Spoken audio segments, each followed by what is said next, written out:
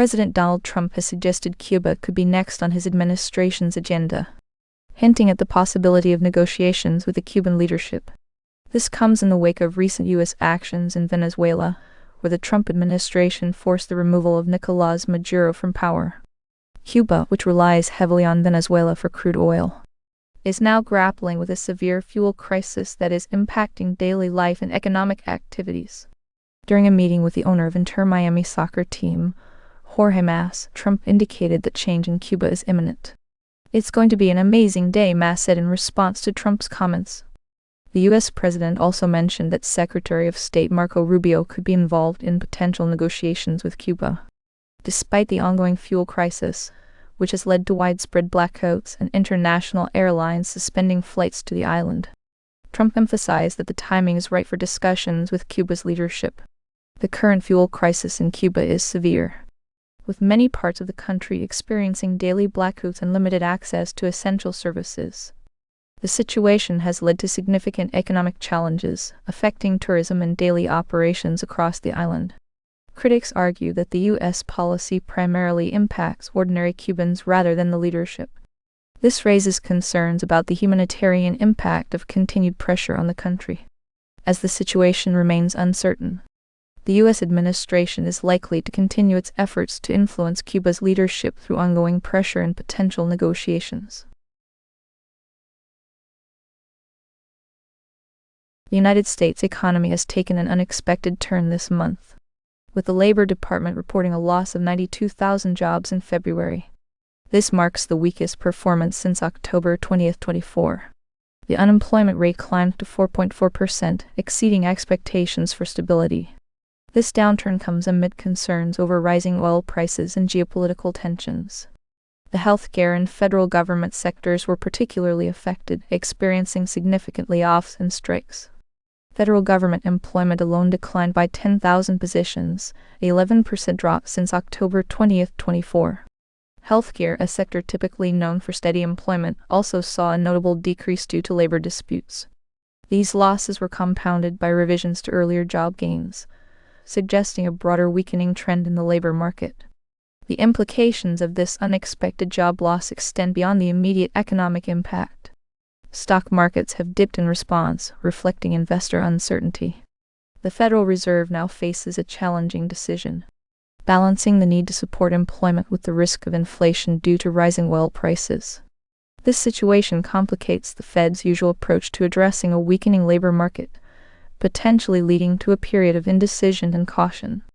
This development has raised questions about the stability of the United States economy and whether recent positive trends in hiring may have been premature. As officials and economists continue to assess the situation, the outlook for the job market remains uncertain. Canada and the United States have resumed high-level trade talks in Washington, D.C. on Friday, March 6, 2026. Focusing on the review of the United States-Mexico-Canada Agreement. USMCA Minister Dominic LeBlanc of Canada's United States-Canada Trade Department is meeting with United States Trade Representative Jamieson Greer to discuss the ongoing review of the trade agreement. This is mandated this year. The talks come after a months-long pause in negotiations due to tensions over tariffs and trade policies imposed by the United States. Prime Minister Mark Carney has expressed concern over the potential impact of the USMCA review on Canada's economy. This is heavily reliant on trade with the United States. According to Carney, nearly 70% of Canada's car manufacturing sector is tied to Japanese companies. These are seeking preferential access to the United States market under the USMCA during his recent visit to the Indo-Pacific. Carney signed strategic partnerships and trade deals with Japan and India, emphasizing Canada's efforts to diversify its trade relationships. However, Japan's continued support for Canada's auto sector is contingent on successful negotiations regarding the future of the USMCA. Canadian officials have also indicated that some baseline tariffs may remain regardless of the outcome of the USMCA review. This highlights the complexity and significance of the ongoing discussions. The resumption of talks marks a critical moment for both countries to address sector-specific tariffs and ensure the stability of North American trade relations.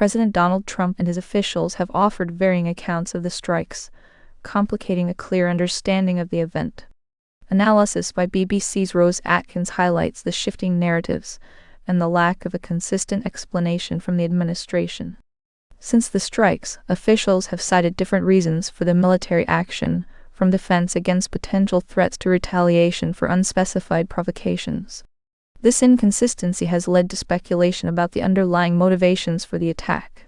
The shifting stories and unanswered questions surrounding the U.S. and Iran conflict have drawn attention to concerns about transparency and the strategic intentions behind the strikes. Without a definitive statement from the administration, the true context and rationale for the military action remain unclear, leaving observers and critics alike to question the real motives behind the strikes. The situation continues to evolve, with ongoing analysis and speculation about the implications of the strikes and the future of the conflict between the U.S. and Iran. Former United States presidents and civil rights leaders gathered in Chicago on March 6, 2026, to pay tribute to the late Reverend Jesse Jackson at his memorial service. Barack Obama, Joe Biden, and Bill Clinton were among the notable figures present, alongside Vice President Kamala Harris and Reverend Al Sharpton. During the event, Obama made a veiled criticism of President Donald Trump, noting daily assaults on democratic institutions. This comment highlighted the current political climate and the perceived threats to the democratic system. Harris also addressed the gathering, emphasizing the significant impact of Jackson's absence on current political challenges. Jackson, a prominent civil rights leader who worked alongside Martin Luther King Jr., founded the Rainbow PUSH Coalition and twice ran for the Democratic presidential nomination.